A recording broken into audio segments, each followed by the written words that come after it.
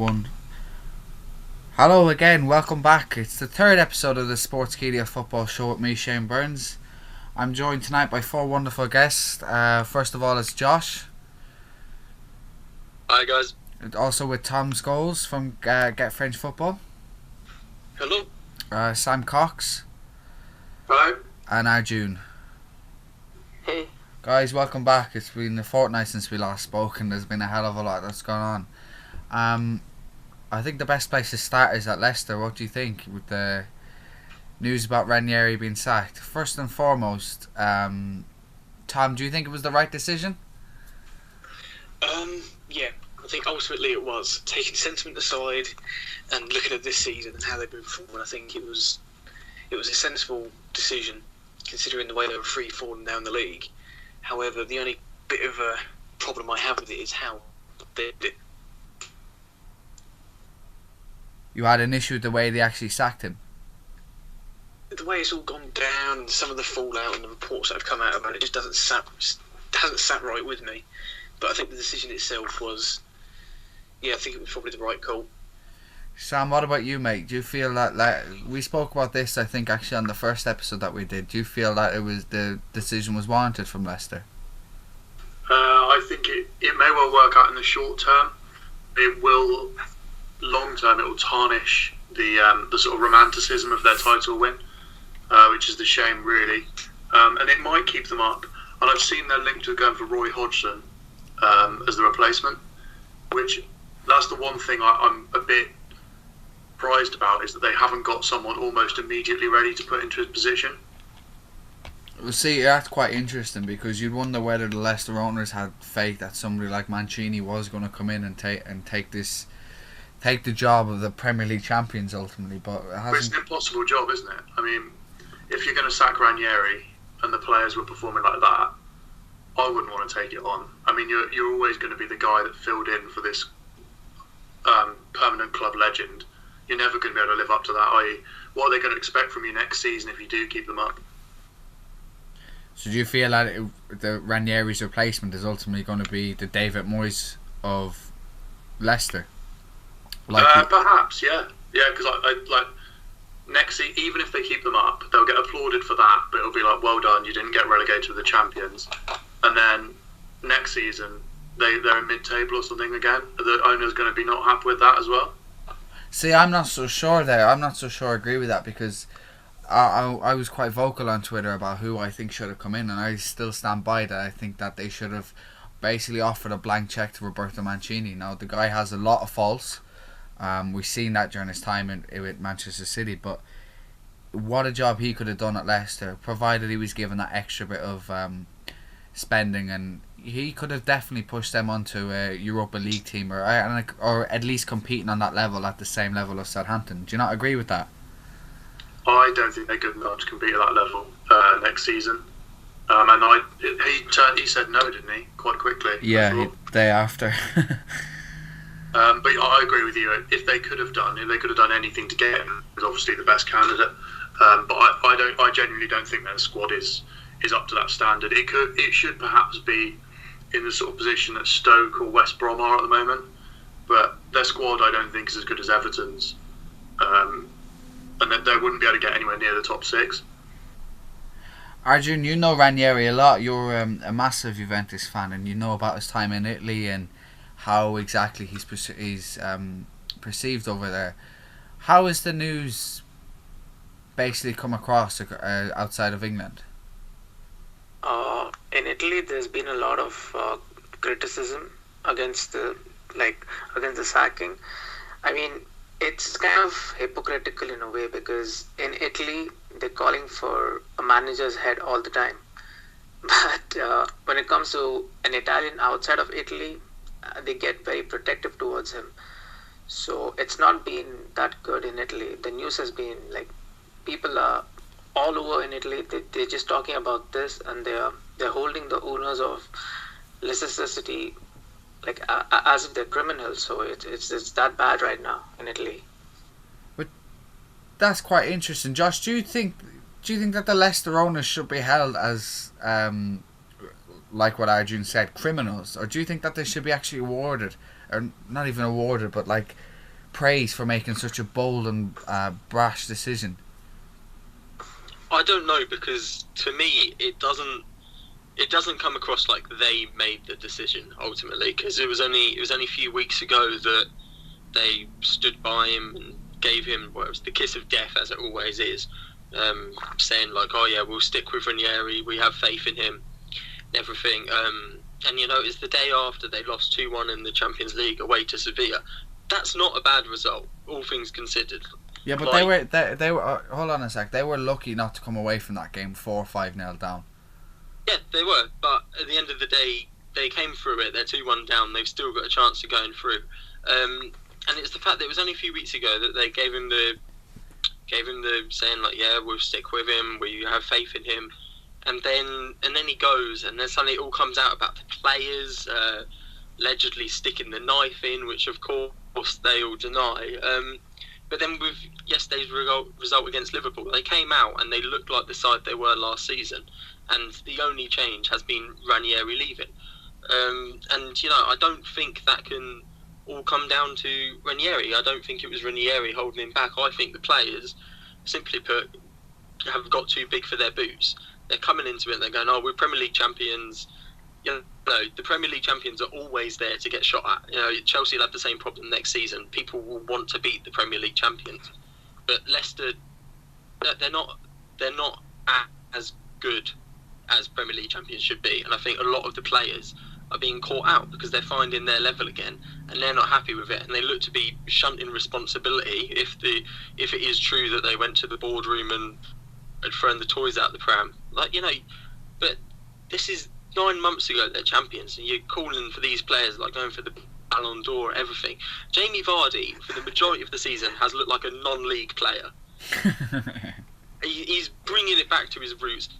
Mahrez, I don't know what's happened to him. Like, all of these players have just declined massively. But have they actually declined? Have they actually declined, or is they, as you said, this like has Vardy actually declined? Has Mahrez actually declined? I was thinking the other day, Mahrez only 3 years ago was on trial at St Mirren in the Scottish Premier League. You know, Yeah. Is this really his level, and not this £40 million move to Arsenal that was rumoured last season? Yeah, well, that's the thing as well. It's that what was Ranieri expected to do this season?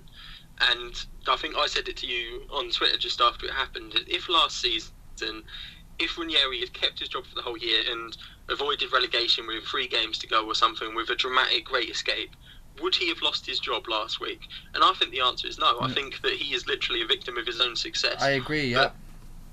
But what do Leicester expect to do from here, though? If any manager that comes in, where are they going to go? They're at their level. This is exactly where everyone expected them to be last year.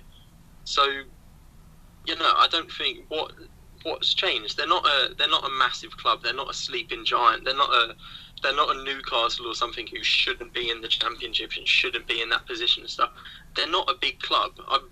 For any Leicester fans listening, I'm sorry to say this, but if Newcastle and Leeds and Villa and Birmingham are in the Championship, then you should be lower than that.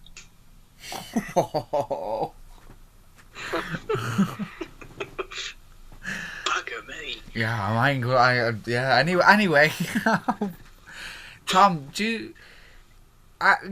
Josh, you made a good point there about, you know, are they victims of their own success, etc.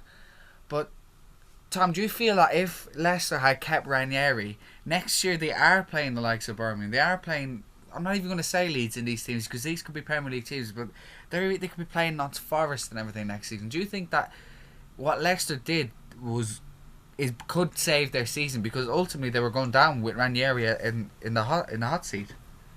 Oh, definitely. Take last night, for example.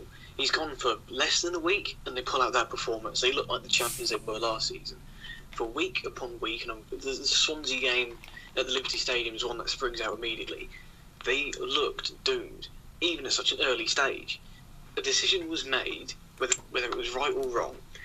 It's been made, and there's been an immediate impact. However, I think if Ranieri did stay on, they would be in the Championship next season. They would be at where Josh says they should be. I think it it was something that was necessary for the time, because otherwise it was free fall for them. The players weren't performing, they didn't look bothered, and if reports are to be believed, they didn't care for the man that brought them the Premier League. So it's weird to say it, but the players got rid of the man that won them the Premier League because he didn't. I can't put it into words. It's really done my head in, this whole decision. Sam, we're going to ask you this. Do you feel that now the new manager that potentially comes in, and for the sake of Leicester, I sincerely hope it's not Nigel Pearson, but what do you think is the first thing, I will say Nigel Pearson, but what do you think the first thing Nigel Pearson should do if he gets that job with this squad? I don't think it's as simple as having one thing to do, or even if there is much they can do, to be honest. They've still got the same squad, and I don't necessarily think their victory over Liverpool was about Ranieri being there or not. If you look at the way they beat Man City earlier in the season, if a team takes the ball for the whole game, Jamie Vardy is still very, very fast. And Leicester knew how to play with it. They maybe worked a bit harder, but they did a job on City earlier this season. And their record against the top 10 this season is actually pretty good. It's against the teams around them who sit back and counter-attack them, that then Robert Huth and Wes Morgan get caught out. So I don't think the change of manager, unless they do get someone like Mancini, I don't think Nigel Pearson, he might motivate them a bit more. But like Josh said, it's still the level of the players. Robert Huth and Wes Morgan are not defenders that are suddenly going to be brilliant again. Last season, they were allowed to bully people a bit more than I think they have been this year as well. If you watch their games, they're not being allowed to be quite as physical with people, and fouls are getting given where they perhaps weren't last season. I think last season was just such a freak in every sense of the word. I mean, you Danny Simpson at right back as a Premier League winner who had played for QPR and got relegated about five times with them. The last time he had a good Premier League season before he had this season with Leicester was when Newcastle just got that promotion with, I think it was Chris Hughton at the time, about 5-6 years ago. He was steady then, but then even at that, Newcastle brought in Debussy and, Simpson was pushed out. Like, okay, they've lost a super freak of N'Golo Kante, but, it just shows how easy it is to be blinded by players' talent, especially when you have the likes of Mahrez, the likes of Vardy, and I'm a bit surprised. I thought Musa would have done well in the Premier League, but none of these players, with the exception of probably Islam Samani, or I personally would see playing in a top 10 team.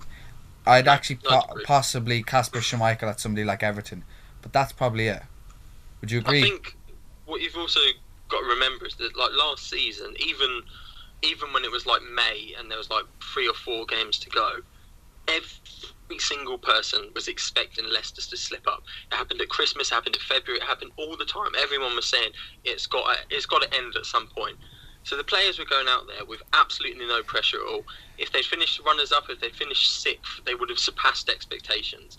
So there was no pressure on them whatsoever.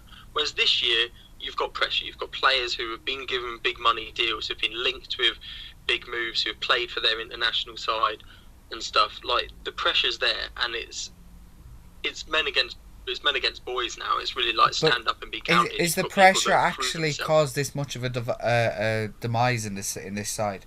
Okay, in one sense we should kind of forget the fact they won the Premier League, but how do they go from that level to this? Because at the moment, bar Sunderland, I don't think there's a worse team in the Premier League at the minute, form-wise. Maybe you could even argue Middlesbrough, but Crystal Palace have been pretty poor.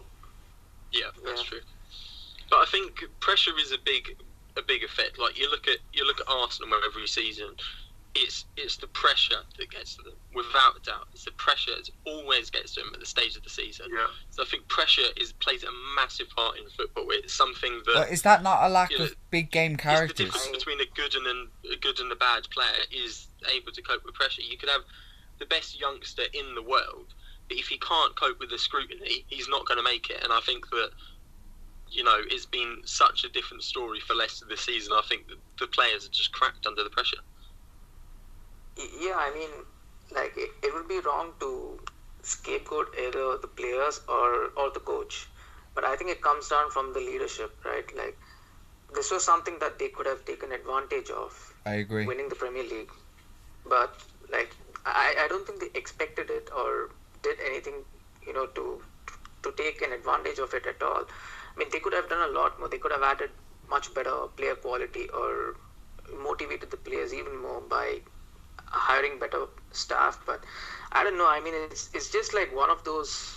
I mean, no one expected them to contend for the Premier League again. But I mean, if you can't even like finish in the top 12 or 14, that's pretty bad. I mean, like Ranieri has to go. I mean, a change was necessary. Like in Italy, every coach was asked before the game and after the game about Ranieri. So I mean, most of them did reply this, that it's easier to change the coach than it is to change the players. So I mean, you can't argue against that decision. But I mean, the ownership should have done something, that much better. Arjun, do you blame, if you had to put one significant factor down to it, do you blame the players or do you blame the management? I would blame the management. I agree. This was like, this is a once in a lifetime opportunity. This could have given them, like winning the Premier League should have given them better financial stability and also like better of everything, in marketing or commercial factor, basically everything. But I don't know, I just didn't see, like, if you compare where Leicester were last year as a club, they haven't grown. I mean, it's the same. And when you win the Premier League, you have to, these chances don't come every now and then. I mean, they're not a team that's regularly contending for the Premier League or making it to the top 3 or top 4. They have to take an advantage of such opportunities. Guys, anyone got anything else to add with the Ranieri sacking? No, I think everyone's covered it, haven't they? There's Yeah. nothing really I more think to I've go probably upset everyone in Leicester enough. Yeah, I think I think the whole of the Midlands is probably just about to turn I mean, off. there's been an over exaggeration too, that people are comparing Ranieri's exit to Brexit and Trump. It's not that bad. Like, it was a professional decision, right? At the end of the day, I mean, the players needed change. I mean, look, they had to save something that they built 1 year back, so they tried to do that. But they should have done something better 6 months back, or like in the winter transfer market, but they didn't. Well, guys, that's pretty much it that we can talk about Ranieri. You know, it's a topic that probably divide opinion for such a long time because of the success of last season, and I do agree that it's probably his own. It's probably basically they're victims of their own success. Now we know Ranieri's certainly not the best manager in the world, and he's fallen quite down the pecking order a lot in recent years. So, Leicester's level, Ranieri's level, I think right now has been really shown. I think that's something everybody must agree with, regardless of whether people think the club should have backed him longer or given him more money or various other reasons. But those are the facts. Then they're there. They're there to see for everybody. So, moving on, just want to talk about another club in serious struggle, and this one really bothers me. And again, guys, I think three of us spoke about this on episode 1, and it's really frustrating. Is that Bournemouth now are only 4 points away from the relegation zone, and because they have an English manager in charge, there's nothing being said about Bournemouth's demise or where they should be or what they should be doing.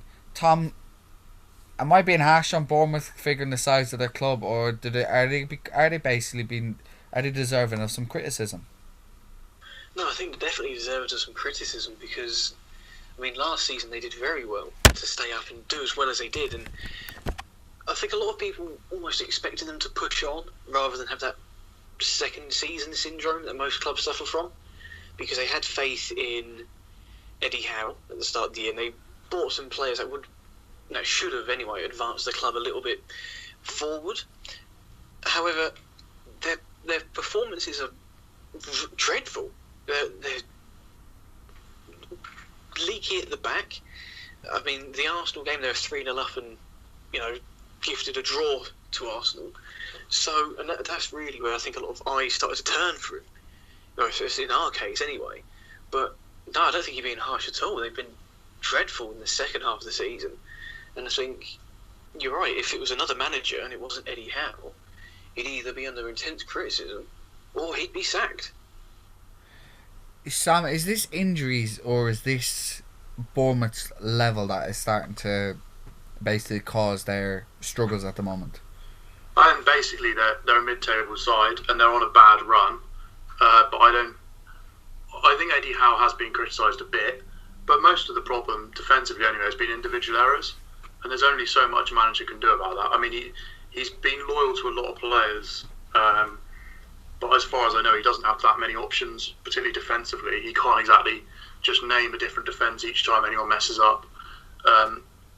Swansea have conceded more than them this season, which is kind of scary. You think they're probably going to go sliding down the table. But the main reason I don't think they're in trouble is they've scored more than anyone else in the bottom half. I still think they're always going to get enough goals to keep themselves up. So Howe maybe should be under a bit of pressure, but are they 15th now, is it? Yeah, you have 14th. 14th, yes. See, if you asked me at the start of the season, if they're 14th, regardless of their form at this point of the season, I think that's fine. I mean, I think there's enough teams worse than them below them in the table that they'll be fine quite comfortably. Okay, but that's an interesting point. And say teams like Crystal Palace and Swansea and Hull carry on their little bit of revival. Leicester get a new manager and kick on. Surely they're going to get dragged into it, and it's going to start to become quite uncomfortable for these players. And let's face it, they're not exactly a squad of players built for relegation fighting, are they? I don't know why they would be able to fight relegation. I think 'cause they're good enough. I think they have a better squad than most of the teams down there, and they know how they're playing each week. It's part of their undoing is that Howe, like some other notable managers, will stick to how he wants to play. Pretty much whoever he's against, he'll play a relatively similar style of football. But that does mean that when they come up against sides that are supposedly around their level, or those games against Crystal Palace or someone, those teams have got to have a way to stop Bournemouth more than anything else. So I don't think they'll get even particularly sucked into it. I reckon they'll win within the next couple of weeks, and then it'll be fine. That's quite interesting, Josh. They made a good point there about the fact that they play the same level, the same standard, or the same formula against every single team that they play against. Yep. When you come up against teams like the Marco Silva and even Paul Clement Swansea now, they're a lot more solid at the back and capable of withstanding that sort of pressure as they've shown in recent weeks. Surely that feeds into those clubs' hands to be able to counter-attack them. I think it does, yeah. I think that, if it isn't broke, don't fix it. But it's quite clear that something is broke. I don't think we talk about whether they are being sucked into it. I think they probably are sucked into it. They're only 4 points off the bottom three. That's a big. That's not a big margin at all. That's one result, and they could go in there. And I think the bad thing for them is that they're gonna have to change their style, because their run of games, they've got Man United, they've got West Ham, Southampton, Liverpool, Chelsea and Spurs. Can they go to those places and fight those teams and with the style of football that with they have? 13 games remaining as well. With only 13 games left in this season. Yeah, I think, it's always nice to see a team trying to play football and playing football the right way, but sometimes, they go to Old Trafford this weekend. No one's going to complain if they shut up shop and come away with a draw. That's a good result. And I think Bournemouth need to look at the bigger picture a bit more. If they want to stay as a Premier League club, they need to maybe, it's fine playing football the right way, but do it at the right times. I think away against big sides and in crucial games, you've got to take each fixture as it comes, and you can't just stick with a style if it's not working. Arjun, we've seen this before, especially with Premier League, with teams that have come up from the Championship with a brilliant style of football, and most notably, I think, is Ian Holloway's Blackpool side, as everyone was in awe of what they did and the size of the club they were. They're so similar to Bournemouth, and we've seen what happened with them. do you agree that unless they change their style, they're going straight back? They could maybe not going down this season, but their slump is going to occur a lot sooner than they expected or anticipated. I wouldn't be surprised if they end up in the relegation zone at the end of March. But I don't think that style is their biggest concern right now. I think it's more to do with complacency. They have poor concentration levels. I mean, it's not just one player that's making like series of errors. It's the whole team, and of course, like they don't have the personnel to shut up shop or try to get a result by playing defensive. But I mean, there are certain things that they can do by playing the right way and trying to stay focused. But it's just that like for example, Boruc's mistake. That's something that could have been avoided. Now, if they get a point there, that improves confidence, and this is something that the manager needs to correct. Like if he sees one player that's complacent, if he removes him, the other player is not going to repeat the same mistake that this player did. And as Sir Alex said, like complacency is the worst disease in football. And I wouldn't be surprised, if they end up in the relegation zone at the end of March. You saying there about removing players from the squad, and that's a good That's a good thing. But the thing that's happening is that a lot of it's coming from Simon Francis. He's the club captain. You take him out, you've lost your leader. All right, you're losing. That's a big thing to or even a brave decision to do. Do you take your club captain out and lose your leadership on the field? It's about setting an example. Like it doesn't necessarily have to be the club captain, but if you remove like one player who's very complacent, he's not going to make the same mistake again. Or if he does, like he's going to be out in the summer. But more importantly, if you look at the bigger picture, the other players are going to see this. Okay, you know what? Like we can't mess around anymore. We have to stay more focused, and we have to give it our all. And sometimes you can understand that. Like you can talk about tactics and style, but at the end of the day, if someone's not 100% focused, no matter what system you play, it doesn't matter, because he's supposed to occupy a certain position. He's not there. He's somewhere else. I mean, that's a disease. It's not just one player that's doing one mistake after another. It's like 3 or 4 players, and I mean, in one particular phase of the game, you can't have 3 or 4 players making so many mistakes. I think also this is the sort of situation where having Eddie Howe doesn't help things, purely because his relationship with Bournemouth, how close he is to all of the players, exactly, yeah. all of the board, all of the fans, the staff, everything. I think that it works wonders when things are going smoothly, but when you're in a difficult situation like this, it makes things so much difficult, because you're dropping your friend, you're sacking your friend, all this stuff, and it can turn sour very, very quickly. And I think that's where sometimes, like having a manager like Howe, who's so close to the team, can, in this situation, is a problem. That's quite interesting. So do you actually feel that his loyalty to his players and his staff is causing Bournemouth's demise, or do you just think this is alright, it's a slump, and Shane, you're overreacting here? I don't think it's necessarily causing their demise, but it's certainly not helping them get out of it. Because if you drop Simon Francis as a player, he's your club captain, that's going to send a negative effect for the squad. The easiest comparison is if you're playing Football Manager and someone storms in and you're like, no, I'm not going to give you more football, and they go out and the unhappiness spreads around the squad. It is a very, very thin line, and the difficulty for Howe is finding the way out of it without bringing the house of cards tumbling down. Tom, do you see Bournemouth being?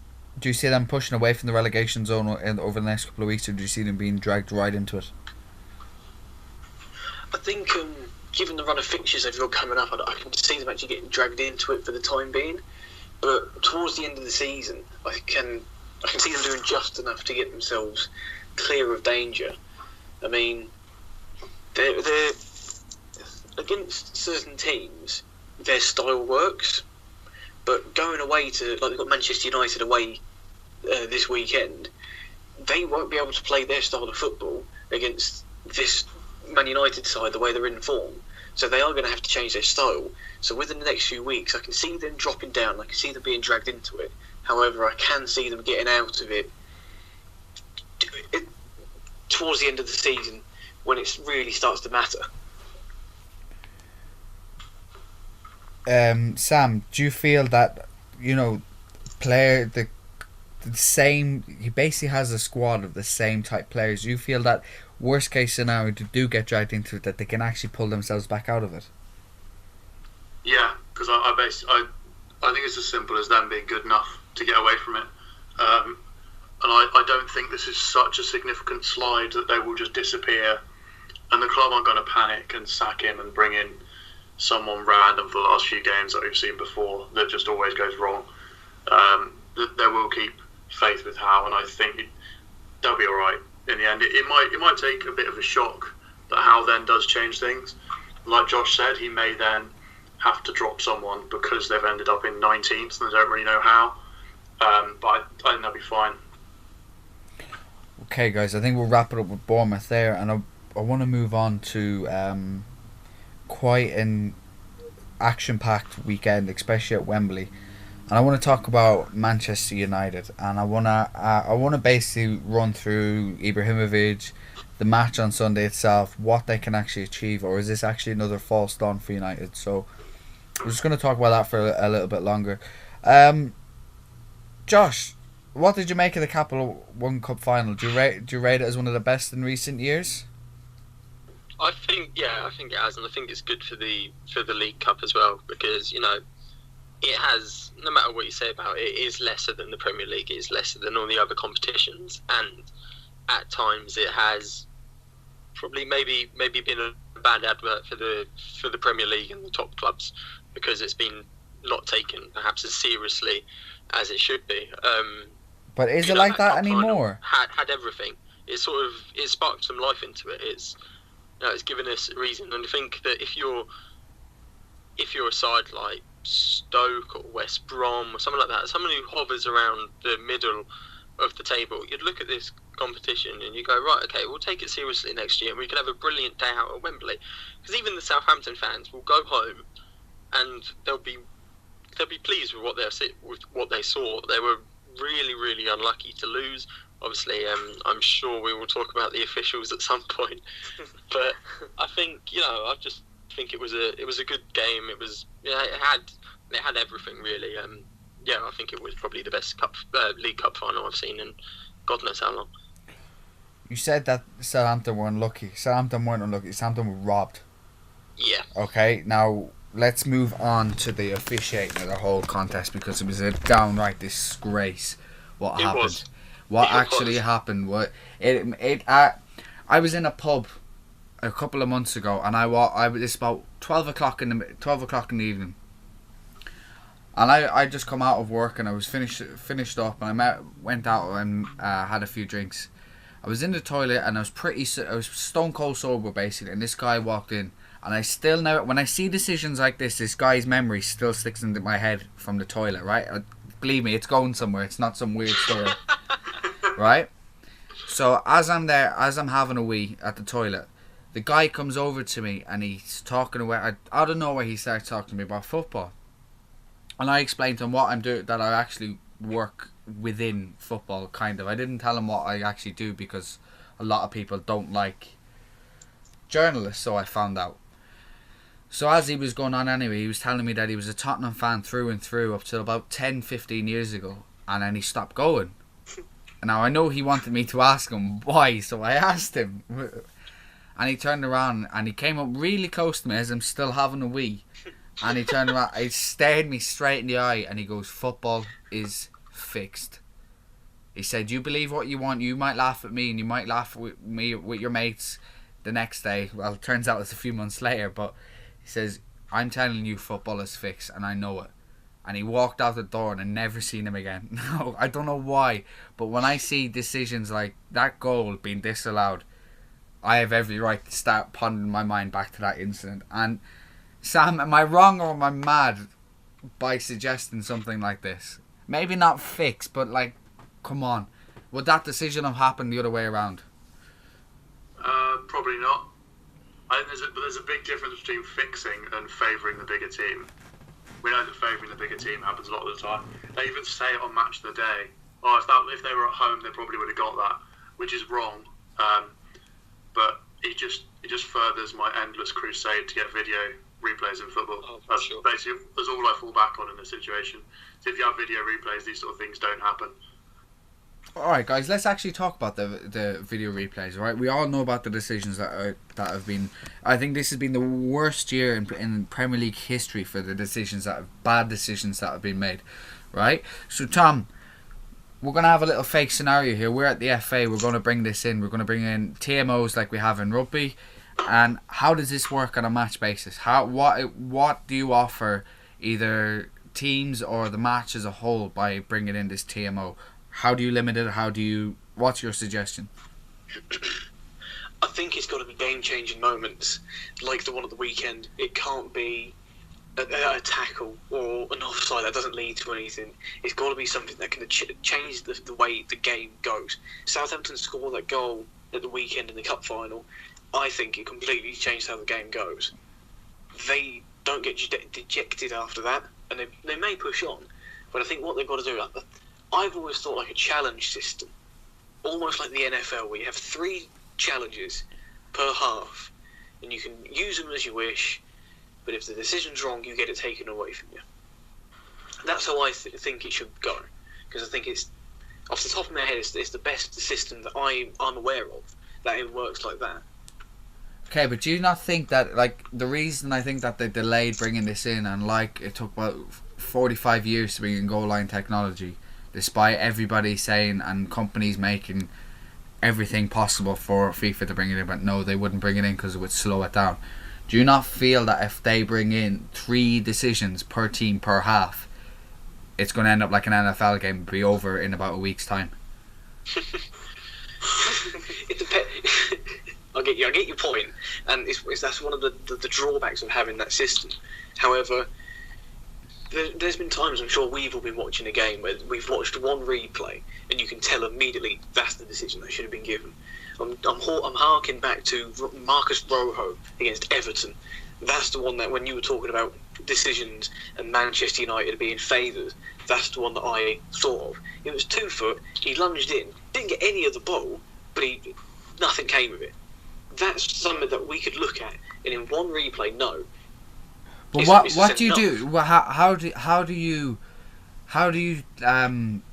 call a decision for a challenge like that, but then not call a decision for one that comes across fair, but like no, Middlesbrough are going to challenge for this, and you know where does the line? Where do we draw the line here?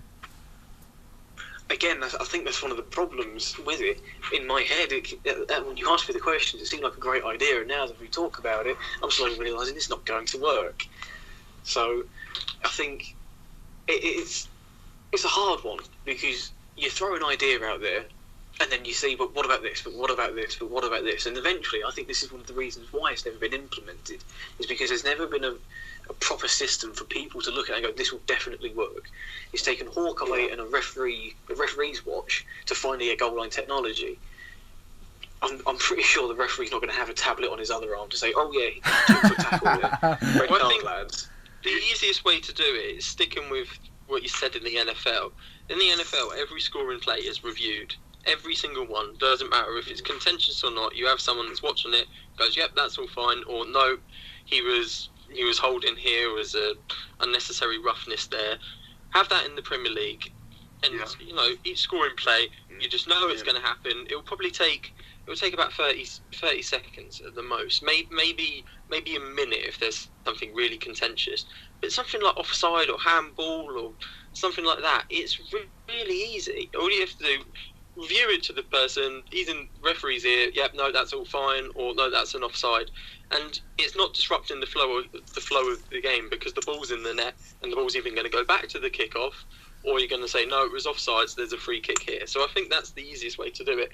But I want to get this stat out before it came out, before we move on.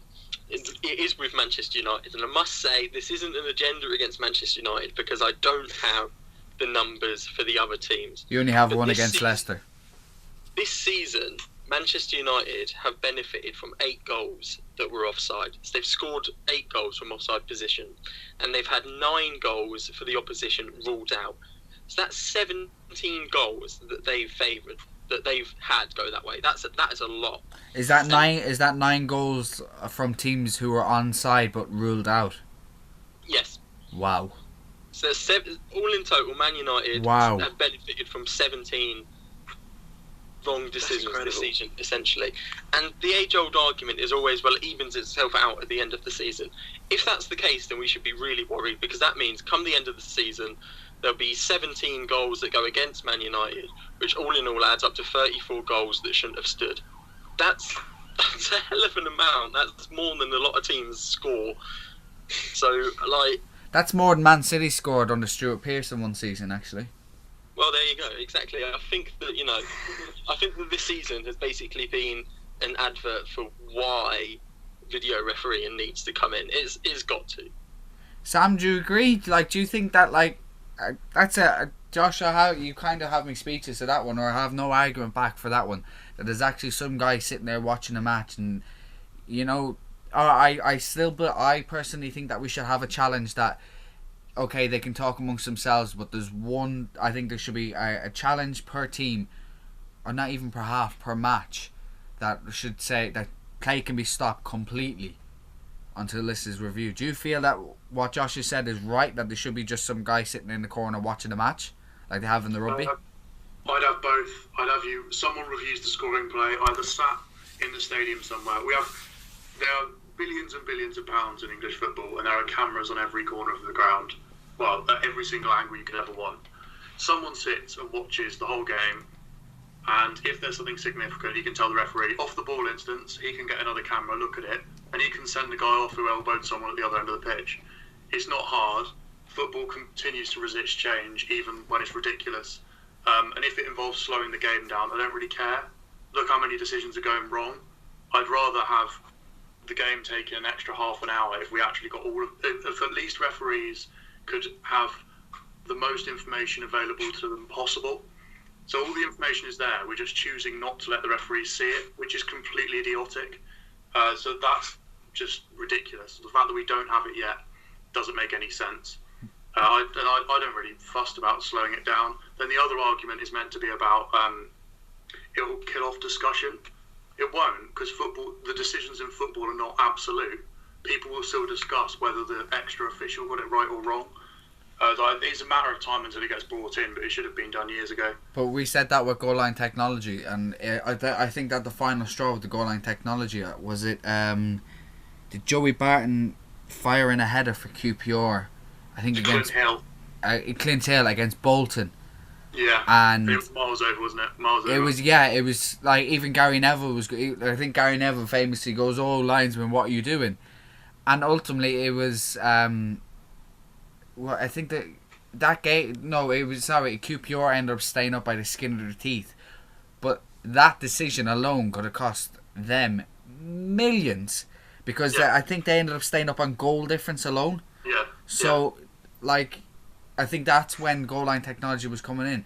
But you remember back to, especially you guys as England fans, you remember back to the 2010 World Cup. Just about to say that. Frank Lampard. We've had it beforehand. It wasn't until, what was it, 2013 or 2014 it actually came in England into the Premier League, the goal line technology. This is 4 to 6 years before everybody was saying it has to come in, it has to come in, it has to come in. It's probably going to be still another 2-3 years before we do see this TMO or challenges or extra referees. So, I mean, it's still going to be controversial. I don't know if you guys know about this, because this, every incident is reviewed a lot in Italy, and it's microscopic. So this is what, I'm going to narrate to you 2 incidents that happened. So in the first case, this was in 2015 I think. So Tevez, he scores a goal against Milan. It's onside, at least from my perspective. But and this is what even the channel Sky Italia, they also said that it was onside, and they showed clips of it being onside. But after the game, the Milan CEO, Adriano Galliani, he comes out and he says that Sky doctored the clips, and he said that, and he owns the Mediaset group. I mean, the same group that owns Milan owns the Mediaset group too. So Mediaset came out and showed that he was offside. So they claimed that Sky doctored the clips, and the lines weren't parallel to each other, and that was a huge controversy. And that was one instance. That was in 2015. And last year, when we played Torino away from home, Bonucci had this kind of an interaction with the referee Rizzoli, and he was very close to the referee, but like he didn't touch him, he didn't headbutt him or something. But after the game, there were many anti-Juve channels that showed that he actually headbutted the ref, or he was like, he had contact with the ref. Bit like Leandro Bacuna at the weekend. I mean, it was pretty crazy because like the next day, all the papers that were against Juventus, they were all for Bonucci getting suspended. And in the same season, that was 2015-2016, when Higuain was at Napoli, he had contact with the ref and he got suspended for 3 or 4 games, and that really resulted in Napoli, declining, because without him, they just declined, and that's what happened. So like Bonucci didn't touch Rizzoli at all, but I mean, this is what happens. Like even the ref came out and told that he didn't touch him, but then there were clips showing that he touched him. I mean, there's still going to be a controversial factor, even if you use the VAR. It's just about like a consistent system should be in place, and I mean it's very hard. Like football's going to be reviewed microscopically, and that's something that we can't prevent. But it's true. It is true. You're still going to get controversy, and yeah, that is good from, I think, our perspective as writing about it. But at least the controversy is limited, and it's not every single week. Where, Josh, you said Southampton had would have gone home and had a great day out. I would have gone home pissed. I would have gone home so angry if I was a Southampton fan. I would have felt robbed out of winning that trophy because of what happened, and that's ultimately what happened.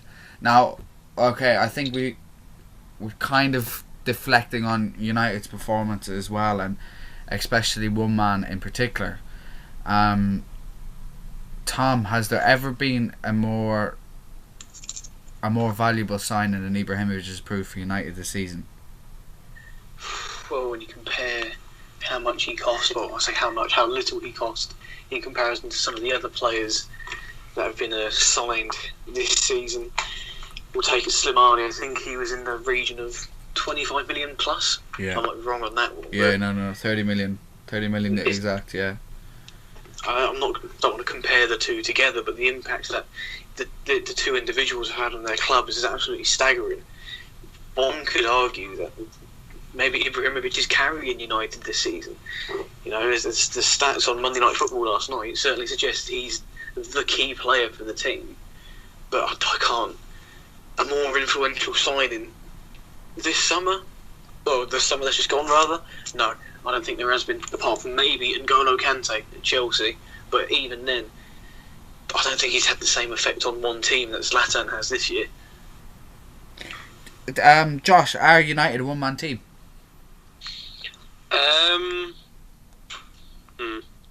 Not quite, but I do think that their biggest problem is they need to decide where they're going. We mentioned this 2 weeks ago with Ibrahimovic. If you've got Griezmann coming in and whoever else is being linked, where does everyone fit in?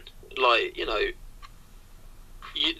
don't need a striker. Ibrahimovic is that striker. God, yeah, he's like 30, whatever he is now. His ankles will probably turn to dust one year, but he's doing the business. He's answered any critics that there were. Anyone that's seen Ibrahimovic play throughout his career would have been a bit daft to criticise him, really. I think he has been the driving force behind United, and especially with United's start to the season and how poor they were there when Ibrahimovic was perhaps finding his feet and stuff. You have to wonder where they would be without him, but I don't think they're necessarily a one-man team. Sam, do you agree? Yeah. I think the rest of the squad is still very strong. They might be struggling a bit more if they didn't have Ibrahimovic, but it would have maybe meant that Marshall would have played better, or been given more opportunities because they would have had to shift around their front line. I personally am surprised by just quite how good he's been. I've defended Ibrahimovic a lot when everyone in England seemed to have decided he was rubbish, despite him being brilliant for the whole of his career. It's just the ignorance that goes with the Premier League. A lot of Premier League fans, I think, is that unless you've made it in England, you're a nobody. But yeah, which is absolute nonsense most of the time. But with Ibrahimovic, I didn't expect him to be quite this good. Partly because Mourinho's sides don't usually lend themselves to the striker scoring all of the goals. But I've been pleasantly surprised by just how good he's been. He's obviously the best value signing we're going to see. Well, because of the transfer fee, but his wages do influence it quite a bit. It's not like he's playing for free, is it? Exactly. He is getting, is it the biggest wage in the league? Maybe second to I think he's second to Rooney. I think I'm pretty sure he's on at least $250,000 a week. Yeah, so the actual cost of him as a player is far more significant than a lot of people. But United may well end up with a sort of cup treble and finishing second or third this year, and it would be largely off the back of a 34-year-old striker. So fair play to him. Arjuna, you're not one bit surprised by his... I'm not going to call it renaissance because it's certainly not a renaissance, are you? I mean, he has a strong personality, and the thing about him throughout his career is that he doesn't give up. Like, he wants to reach greater heights, and like I've seen him since he joined Juventus, and even before that, because he scored this wonder goal against Italy that knocked Italy out of the Euro. Even since then, he has this incredible character where he's insatiable. He doesn't get satisfied at all. And that's something that you look at a guy that's won like 32 titles. You see him, and he's putting his all to win one League Cup. And I mean, this is the sort of influence he has on the team, and they're like, he's won so much, and he's able to do this. We should be doing a lot more to be at his level. And that's something that he transmits to the rest of the group. That's something amazing about him. Guys, just how far behind are this United side? Because we're alright, we keep seeing the goals coming in from Ibrahimovic, and De Gea has been pretty reliable in this season as well, bar his few dramatic saves, etc. But you still look at the likes of Pogba, and I think again we touched on this before. Am I right in saying that there's a huge lack of identity with this United team at the moment? It's almost makeshift rather than actually, this is how we play, this is what we do. Tom, I'll ask you that one. I'll throw that one to you, my friend.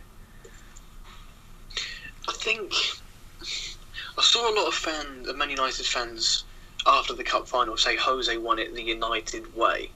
Now, I wasn't too sure what that meant immediately, but then I came to realise that they won it with an incredibly late goal and maybe a few fortunate decisions. But they're certainly not playing like vintage United, not like Sir Alex's United. They're playing like a Jose United that hasn't got his proper team. I don't think he's got all the players and all the positions where he wants them to be at top draw.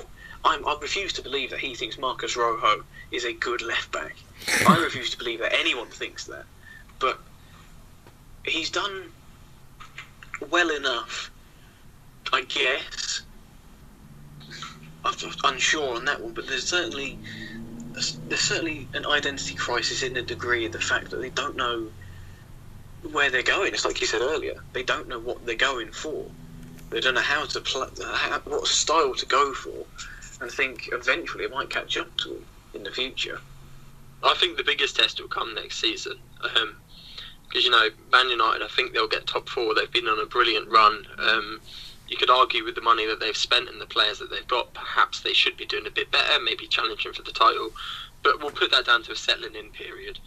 But next season, there can be no excuse. Man United have to be fighting for the Premier League next season. They'll have the most expensive player in the world, probably the second most expensive player in the world if Griezmann does come in.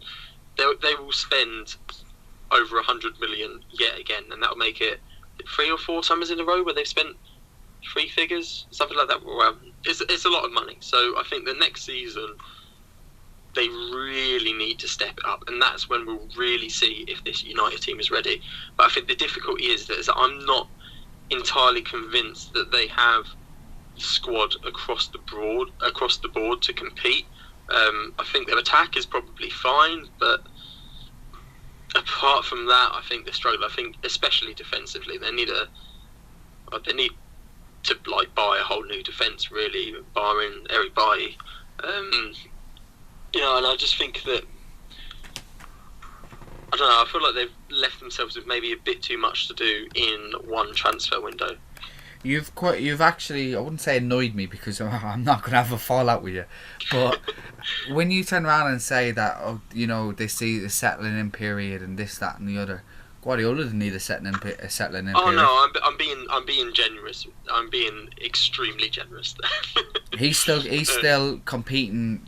All right, fair enough. United didn't qualify for the Champions League, and City did. They were both under previous regimes. So forget European football aspect side of it. Fair enough. But the whole competing for the league title, going into the season, I still felt City's squad was where it's good, it's better than most teams, and where it's bad, it's no better than like Leicester, to be quite honest with you. But Guardiola's still he's found his formula in the last 2 months, I think. He's definitely found his formula. He just doesn't have the personnel. Does can Mourinho say the exact same thing? I think Mourinho has got the benefit of being employed by Manchester United, and the fact that any downfall will often be overlooked by the media and everything else. And I think he's also got, granted they're sixth, maybe they're not performing as well as many would have expected, but they are on that tremendous unbeaten run, and I think it is difficult to criticise a team when they are in that sort of form.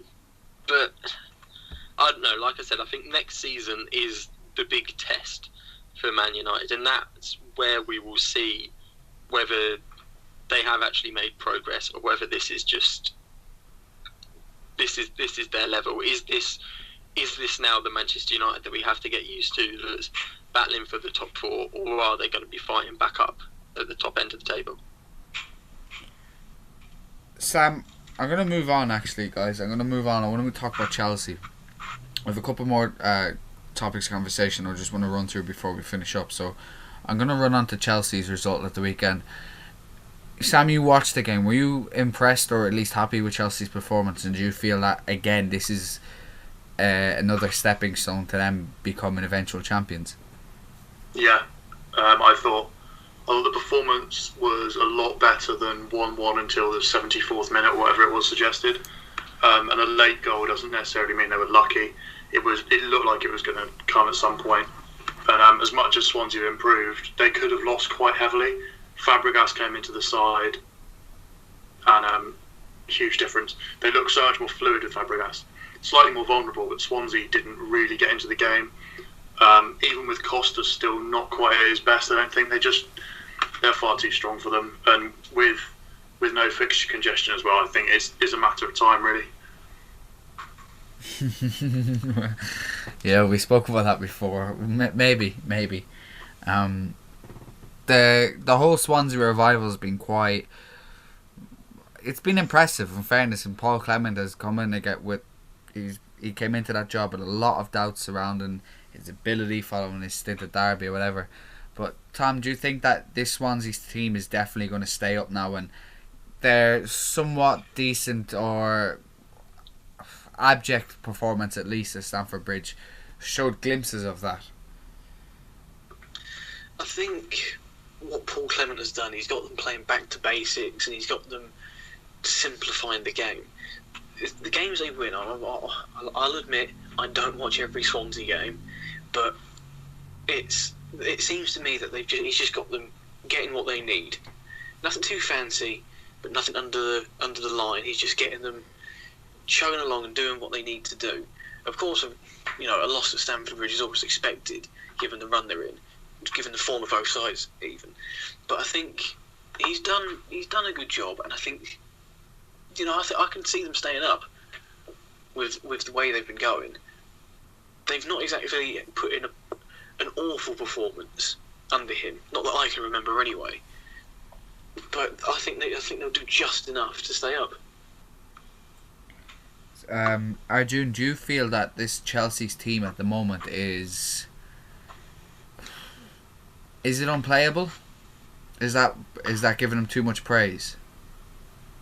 I wouldn't say that they are unplayable, but they know how to grind out results. And from here to the end of the season, it's just going to be such, I wouldn't say dull exactly, but such performances where they're just going to grind out results. It's going to be a result-oriented performance from here on.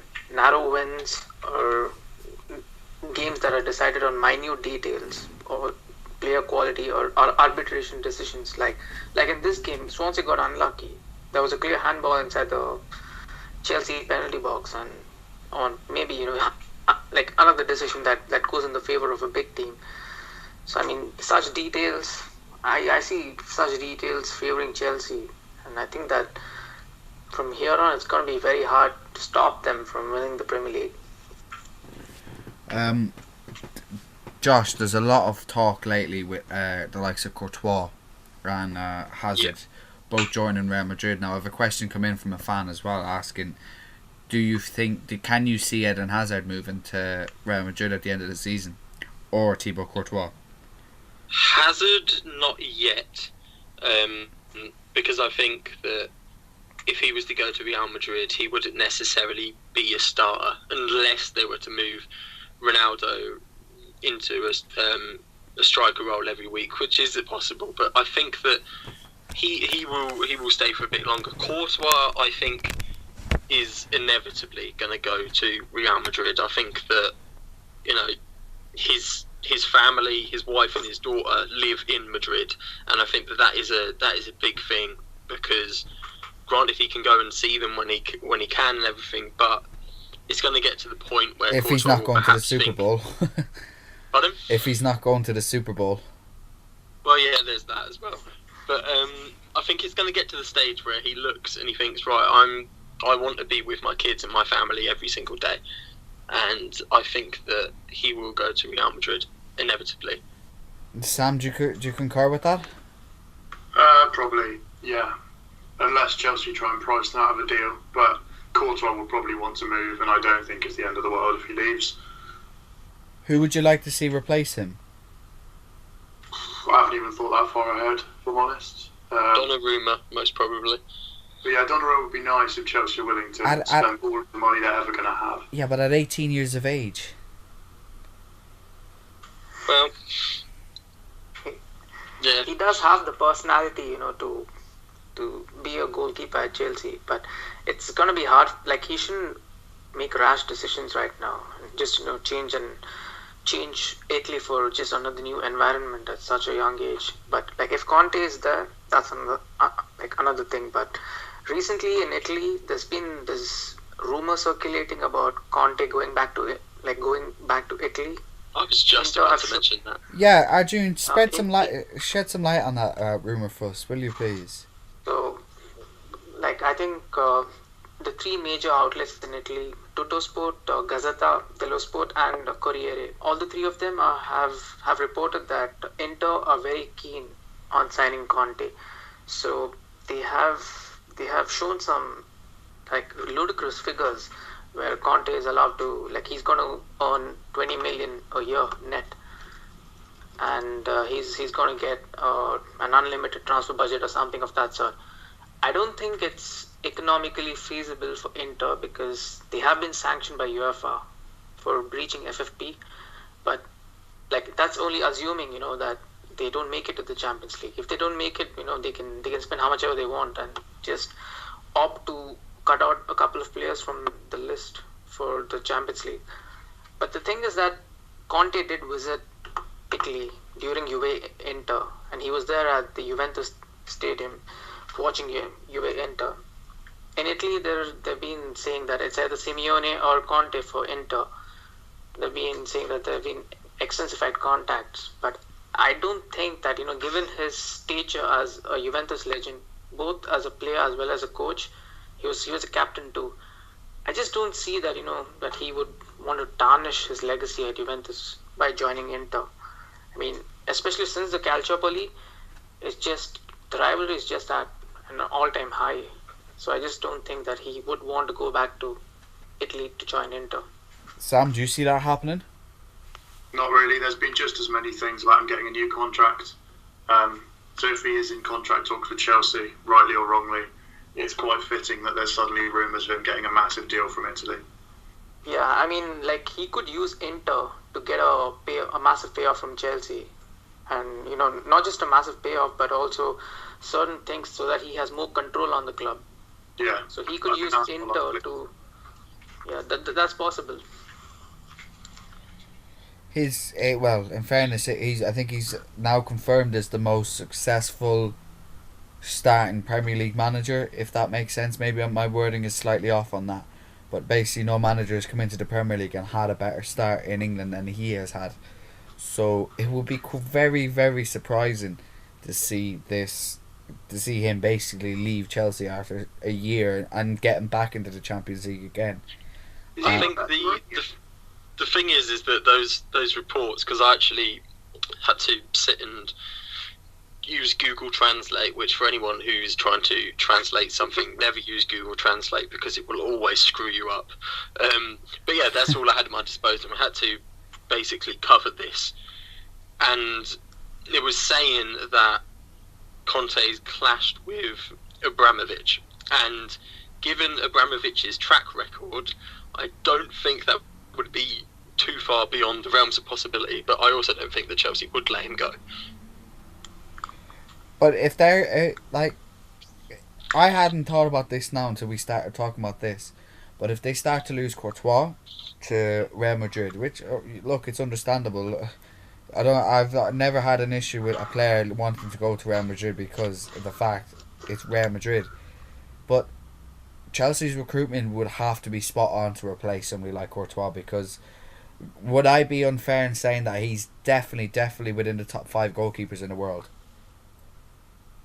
I think he'd be there and thereabouts, and I think you'd be right to be concerned about Chelsea's recruitment, because you look back. Take last summer for example. They spent 33 million on Batshuayi, and you look at it and you look at the minutes he got and you think, did Antonio Conte want him there, or was that someone else, i.e. Abramovich, pushing the deal? Sam? The Batshuayi one's an odd one because there's a lot of talk that it's a signing from elsewhere, but I personally think he was signed under the assumption that Costa's hamstrings would keep falling apart, and that hasn't really happened at all. And then he's not played when Costa's not been available, but that's because his work. They probably didn't expect a front three of Pedro, Willian, and Hazard to work. I think Chelsea's recruitment for the last few years has been relatively good. Replacing Courtois is kind of impossible, isn't it? You're not going to get someone who's immediately as good. You could sign somebody like Jan Oblak, though. Could they? Yeah. If they paid enough. I mean, it's whether they'd want to pay that much for a goalkeeper. But where do you drop the standard then? Because if you sell somebody like Courtois, what do you do? I know of a very young relatively young English goalkeeper that'll be going next season for about £20 million. Is that Jordan Pickford? No, he's even higher caliber than that. Joe Hart. Yeah. So I mean, that's the thing, like Conte would seek certain assurances in the first team, like say to keep Courtois or to keep Hazard, and maybe like he would want to have a bigger say on the recruitment policy too. So perhaps that's why he's just using Inter. On a more positive note for Chelsea, have you seen the first game where they could win the Premier League? No. Away at Old Trafford. What a shame that'd be. I was just thinking, I was just like, as an Arsenal fan, I don't want to see Chelsea win the league, but seeing Chelsea win at Man United in front of Mourinho I'd take that. I think that would help me sleep at night a bit better. If that happens, then Old Trafford would become the most conceded Premier League titles given, if that makes sense. Because Old Trafford's been the stadium where other teams have won the title the most. Exactly, that's exactly what I'm trying to say. It's precisely. Which would be, that's going to help me. Thanks, Josh. I'm going to sleep well tonight knowing that, if that happens. But it won't. I don't see it coming down to that, because I still don't. As I said, people probably think I'm absolutely nuts, but I still don't think this title race is over just yet. Going to talk about another. Yeah, I still think you're nuts. Let's talk about another manager instead of my mental state, and It's not going to be the bathroom again, is it? No. It's not. No more freakish stories. I might have another one next week. They're only coming out once a week. We'll talk about another load of rumours coming out, and to be honest, I get the impression with this one that there's no smoke without fire. Arjun, maybe you can shed some light on it as well. It's Max Allegri apparently telling friends that he will be in London next season. Josh, I'm gonna ask you first, because you're an Arsenal fan on the panel. Would you Would you be happy with Allegri in charge next season? I think definitely. Yeah, I honestly would. I think looking at the managers that we could get, so ruling out the likes of Diego Simeone, who isn't going to come, I think that he is the best. And what I'm looking for as an ex-Arsenal manager is someone who can build upon what Arsene Wenger has done without being too much like Arsene Wenger. And I think that Allegri could be that man. He's got the experience, he's got the know-how. I think that, you've seen Antonio Conte come in, make a few changes to Chelsea's squad, change the formation and stuff, and go on to great success. And I think Allegri could possibly do similar with Arsenal. I think it'd be a good fit, and I would urge Arsenal to get him signed up, really. Arjun, you're almost like our little Italian correspondent. So I'm sure you've seen the rumours, or at least reports. Can you see this happening? It's pretty unlikely if you ask me right now. One notable thing is that Juventus are rebranding in the summer. So this management doesn't make rash decisions. They don't, they're very, very good at what they do. And the success on the field just shows you how good they are. I don't think that they would want to lose Allegri right now. And would he want to leave? It depends. Can he motivate the players? I think he can. His methods are sustainable. I think that apart from a recent outburst with Bonucci, which has been exaggerated again, there's not been problems with the squad. So there's been other rumors, reliable rumors from Rai Sport, that Juventus are planning to offer him a new deal, tying him down until 2019. But today, a report from Calcio Mercato, they're saying that he slipped some news to his friends when he dined with them, and then they decide that this source comes from Tuscany, and he's a Tuscan. He's from the Livorno region. I don't see it happening, but if he wants to leave, then Juventus are just taking precautions and contacting Spalletti, Simeone, and others, to just have the backups ready, because that's how they went for Allegri too, because Conte just backed out all of a sudden. And they made this decision very quickly, and you can see how easily he's adapted into the squad, and his numbers show that he is the best Juventus manager ever in history. He is very, very good, and I'm watching the game as we're speaking. Tom, would you like to see a Max Allegri in the Premier League? Yeah, I think I would. He's a top manager. I'd probably prefer to see him not at Arsenal, though. Yeah, I just want to make that one clear because I think he might actually do well with them. But yeah, I think it's someone like him. He just add to the already growing list of top managers we've got in the league. I think he's. When people talk about the top managers in the world, I think he's often overlooked because people always assume, oh, this Juve team is still Conte's Juve, and Arjun can, shed more on this. But I think he's changed it more recently to make it. Now it's Allegri's Juve, as opposed to he's just working with Conte's Juve. And I think he's shown a lot of adaptability recently and a lot of what he knows. And I think he'd be able to do very well in the Premier League. So to have Max Allegri in the league, I think it'd be a bonus for him. Sam, can you see him being a success in the Premier League? Yeah, I think I agree with what Tom said. I think he would make Arsenal tougher to play against and would be far more pragmatic than Wenger has been, which has basically been Arsenal's downfall for much of the time. The thing is that I know words don't mean a lot, but he's been saying a lot of things that he would prefer to stay at Juventus forever. Of course, he's not going to stay forever, but I could see him stay at Juventus for one more year because after the 2018 World Cup, I think he may be the leading candidate for the Italian job. And he's always said that, like any other Italian, that it's his dream to coach the national team. The other thing about him is he doesn't want to coach well into his 60s. So if he does want a new experience and then the national team job, he has to, it has to happen very quickly. And I just don't see him as the kind of a guy that's going to, make such decisions very, very quickly. Josh, can you see Arsenal actually becoming Premier League champions with somebody like Allegri in charge, or do you think that Wenger is ultimately going to end up at Arsenal for another season or two?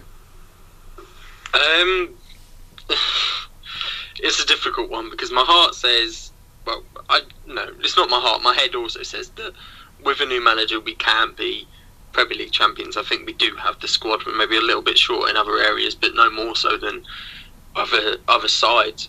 But my head also says that Arsene Wenger, being the stubborn man that he is, will probably decide to sign a new contract. And that's my concern. Is I just think the decision should be taken out of his hands. I don't think a new contract should be on the table. If Ranieri's lost his job 9 months after winning the Premier League, then why is Arsene Wenger got a new contract on when there's not been any sort of progression? I thought when you mentioned Ranieri, I thought you were going to mention that he could be the ideal candidate to come in. Oh God, no! Don't get me started. I don't think I said this every week. We're saying about it ties back to when we talk about Eddie Howe and Bournemouth, about maybe they're not getting the criticism that they should get.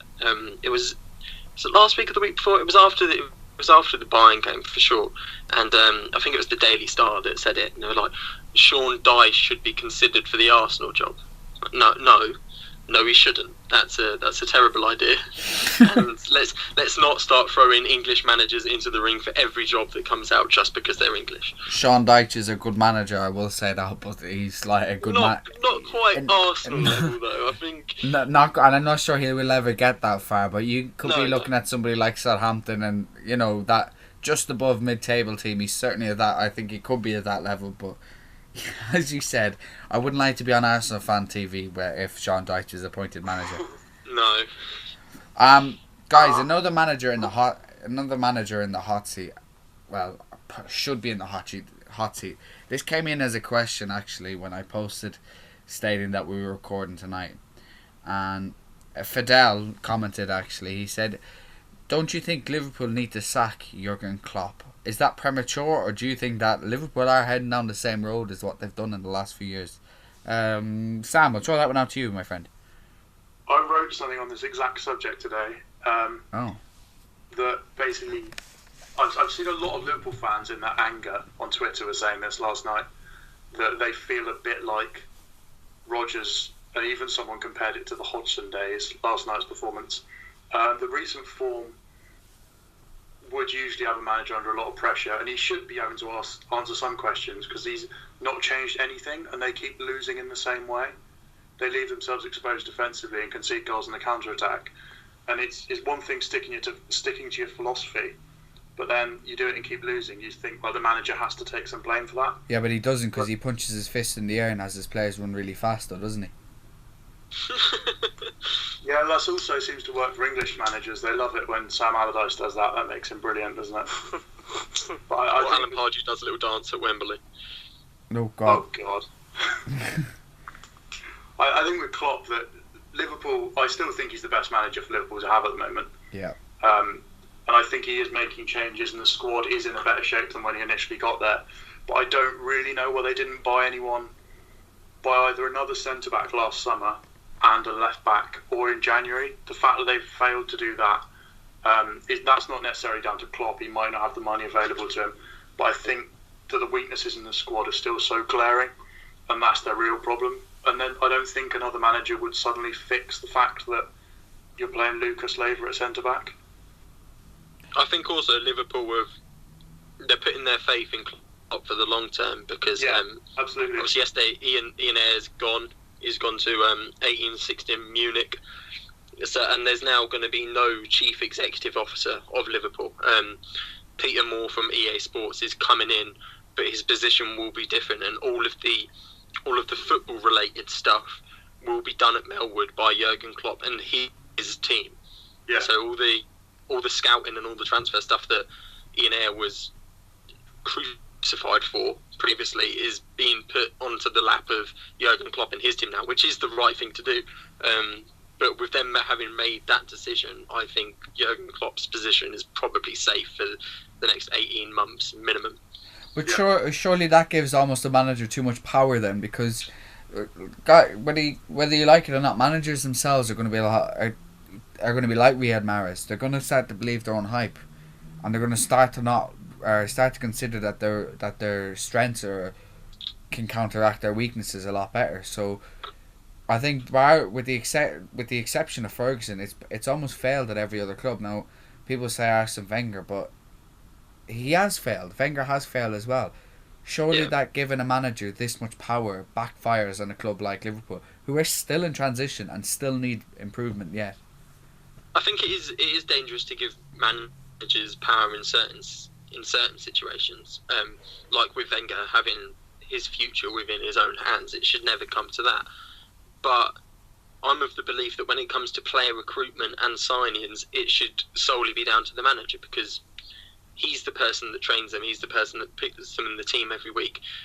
There should not be any other outside influence. I mean, you're always going to have people like negotiators that come in that work all the itty bitty stuff when it comes to signings. But the problem with Ian Ayer and Liverpool having the CEO was that they'd identify the targets and they would miss out because they wouldn't go in there offering the right money. Now, that should be down to Klopp. If Klopp's been given a 50 million budget and he wants to spend it on one player, so be it. That's his decision. That's the manager's decision. If the manager wants someone, the manager's got to get that person. And I think that's where Liverpool have fallen short, because they've missed out on top targets and they've lost their big players. So they need a manager that can come in and oversee stuff to make sure that the recruitment is right, and also that if they do lose key players, that they know who they want to bring in to replace them quite early on. It's quite interesting, and I agree with the majority of it. But Tom, answer me this: performances like last night, are they down to the personnel that Klopp has available, or are they down to the players being almost burnt out so early at this stage of the season? Or even, I'm going to actually just rephrase that. Not just last night, their recent form. I'll put that down to.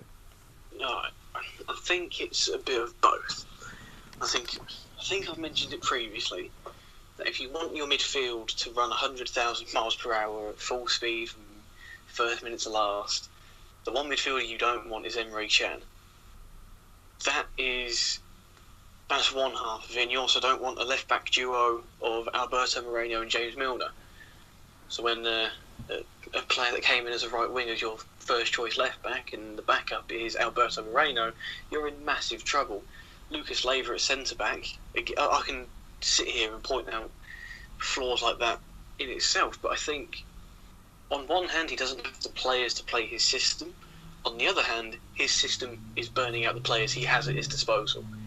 We spoke earlier about clubs having to change how they play in order to get results, and I think Liverpool might fall into that category to a degree, because at the start of the season, when the players were fresh and they were fit, it was working. They were in the title challenge. But now, after the run of games, the load of games they've had, the workload, it's really looking to take its toll on some of these players. And I just think, for the time being, if Klopp wants to get back into the top four, or at least stay in it, or whatever the situation may be, I think a few adjustments have to be made within his style.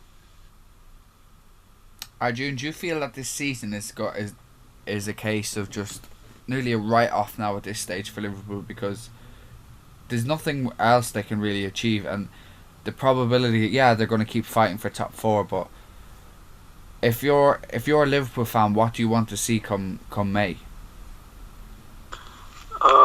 I mean, of course, I would want the club to sign better players, but I mean, the thing is, would you want to give a guy like Klopp a lot of power? Because he's not earned it yet, and even if you do give him the players that he wants a lot, I don't think that he can assure you the Premier League title. But the main objective right now should be to try to get into the Champions League, because that's hurting them a lot. I just don't know, if he is the guy to lead the resurgence of Liverpool. But who is? Liverpool aren't the great. Liverpool remind me of AC Milan, and they have the great name and the great European pedigree, but I'm going to be as blunt as what Josh was earlier on with Leicester fans. They're not. You're not what you used to be. You're a club that most people laugh at. Your fan base has become a laughing stock. So much so, it's probably the biggest laughing stock in English football. What you expect and what you almost demand from Premier League, or just results in general, or you almost anticipate this imminent success or believe that you've the God-given right to win it. Surely, they have to start accepting the fact that Liverpool Football Club is not Liverpool Football Club as most people were brought up. They're Everton Football Club under David Moyes. The thing is that you've not seen growth in Liverpool in the past 5 or 6 years. They've just, except for this one season under Rodgers where they contended for the Premier League title. Apart from that, they've just tried to get into the Champions League, and that's not good enough.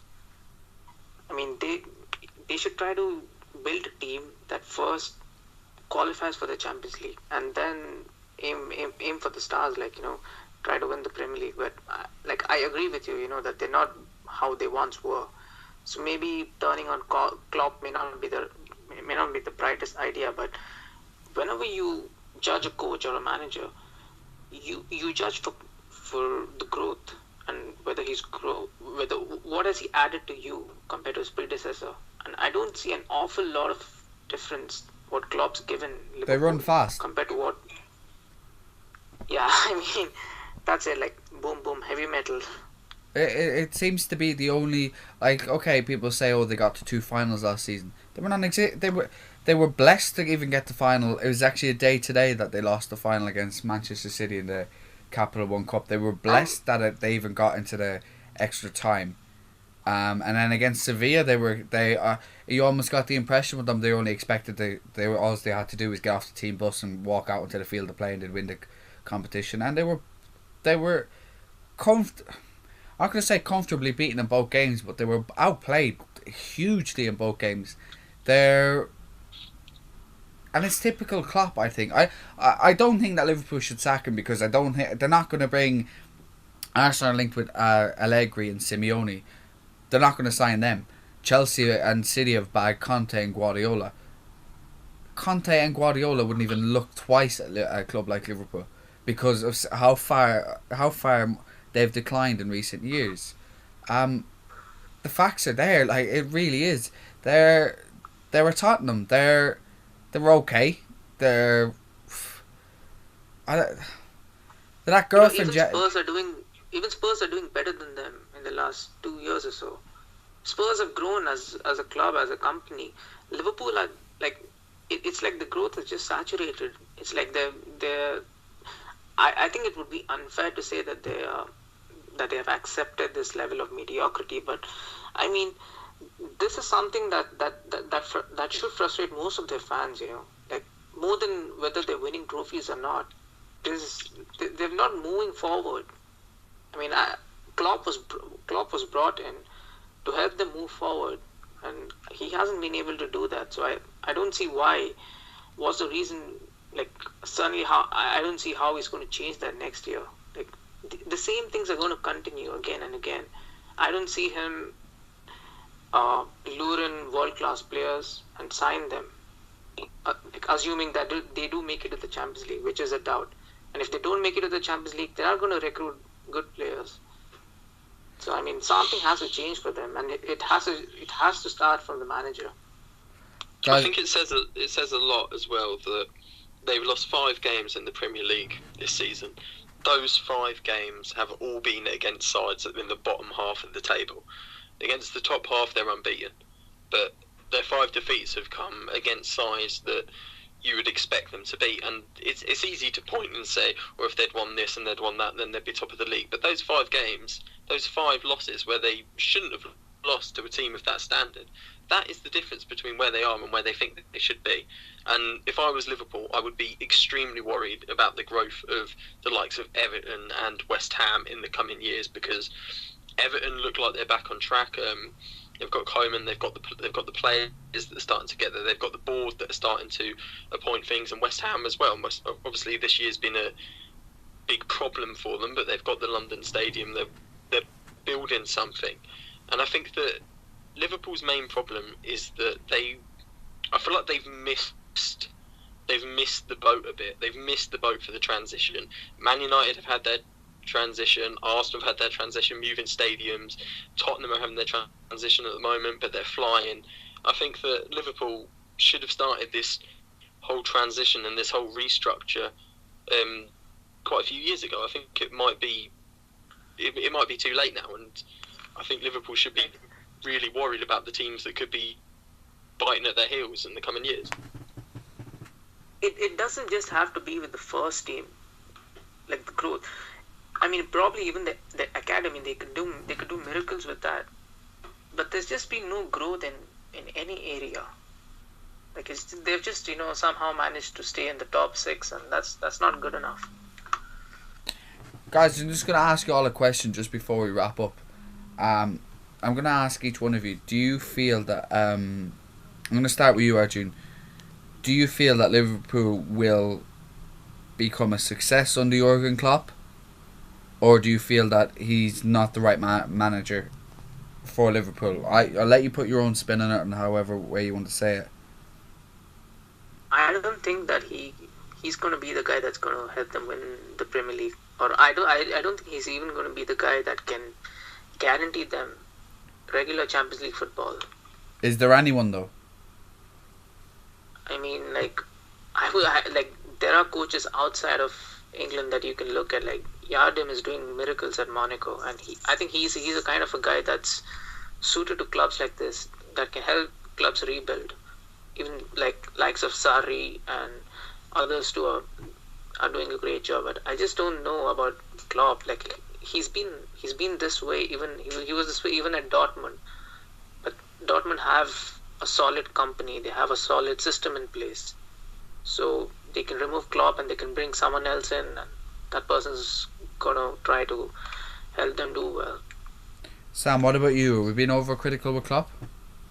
I think so. I think it will take time, and it will take some good investment, which is something Liverpool haven't done very often. But I think they're roughly on the right tracks. They're just having a bit of a downturn at the moment. But success for them is not winning the league. They might win the league in the next few years under Klopp, but it would be surprising considering the amount they can and will spend compared to the teams around them. So I think even finishing like 3 out of 4 years in the top 4 would be a really big success, and it would increase their revenue so significantly that they can then start to build up towards competing with particularly the 2 Manchester clubs financially. And I think Klopp is the right man for them. I think changing managers again would be another step backwards because it would undo the stuff that he's done so far. Tom, what about you, mate? Do you feel that that's an interesting point Sam made about making the top 4 3 out of 4 seasons, but can they realistically do that? I'm going to say I personally don't think Liverpool should boot Klopp because there's not a manager of his calibre out there who's going to come to Liverpool, and that's a fact. But what do you feel it could be success for Liverpool, or do you feel like it could come under Klopp? I don't think they should get rid of him because it's like you said, there's no one else out there that can do what people are expecting him to do. However, I don't think he's the guy to bring the Premier League 3 out of 4 years in the top 4 to re-establish himself as truly one of the big clubs on the pitch, not in terms of the actual size of the club. I think Klopp can do that. However, it's that final step I have doubts with him on because I don't know. There's just something about him, and I know he's got that really, really poor record in finals. There's something about him when it truly matters that I just have doubts over. But I think it would be wrong to sack him because he's slowly building something, but what he's building isn't a title-winning team. And I think that's probably my view on it. Josh, final word to you, mate. So what was the general question? I've lost it a bit. Just basically, do you feel that where do you feel this Liverpool side is going under Klopp, and do you feel that he's going to be the right man to deliver success, whatever that may be? I don't necessarily think he's the wrong man, but I think it's probably too much for one manager to do. I think Liverpool have got a massive 5 years ahead of them. In the next 5 years, they need to be back in the Champions League. They need to be back competing. They need to be keeping hold of their best players and signing big names. And they need to do something about their stadium as well. I think it's too much for one man to do, and I just think that Liverpool, as I said before, I think that they've left it maybe a bit too late in comparison to the other clubs, and they're in for a really tough time over the next few years. There you have it, guys. Leicester fans, Liverpool fans, don't think it was your night tonight listening to this. I think we've covered a hell of a lot this week, and we've almost made up for the 1 week hiatus that we had last week. So I hope you enjoyed the show again tonight. I think it was a quite detailed show. We touched a lot of talking points and almost topics as well that most people aren't covering. So continue to bring in your questions, because it was the questions that you guys sent in about Jurgen Klopp that got us talking here just before we finish. So keep all those questions coming in. You can follow any of us on Twitter. I'll make sure all the Twitter handles are in the title of the post. So follow us all. If you have any questions for any of us, we'll happily answer them. We'll probably all follow you back as well. So yeah, drop us over a tweet, drop us any question anytime, and most importantly as well, get your questions back in for next week's episode, because yeah, we're back next week. I've been Shane Burns. From me, thank you very much. From our panel, it's been wonderful again tonight, so thank you guys, good evening, God bless.